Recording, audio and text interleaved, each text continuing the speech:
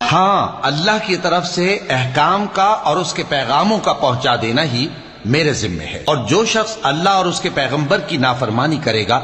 تو ایسوں کے لیے جہنم کی آگ ہے، وہ ہمیشہ ہمیشہ اس میں رہیں گے، یہاں تک کہ جب یہ لوگ وہ دن دیکھ لیں گے جس کا ان سے وعدہ کیا جاتا ہے، تب ان کو معلوم ہو جائے گا کہ مددگار کس کے کمزور ہیں اور شمار کن کا تھوڑا ہے۔ کہہ دو کہ جس دن کا تم سے وعدہ کیا جاتا ہے میں نہیں جانتا کہ وہ عنقریب آنے والا ہے یا میرے پروردگار نے اس کی مدت دراز کر دی ہے۔ وہی غیب کا جاننے والا ہے، سو کسی پر اپنے غیب کو ظاہر نہیں کرتا، ہاں جس پیغمبر کو پسند فرمائے اور اس کو غیب کی باتیں بتا دے تو اس کے آگے اور پیچھے نگہبان مقرر کر دیتا ہے تاکہ معلوم فرمائے کہ انہوں نے اپنے پروردگار کے پیغام پہنچا دیے ہیں، اور یوں تو اس نے ان کی سب چیزوں کا ہر طرف سے احاطہ کر رکھا ہے اور ایک ایک چیز گن رکھی ہے۔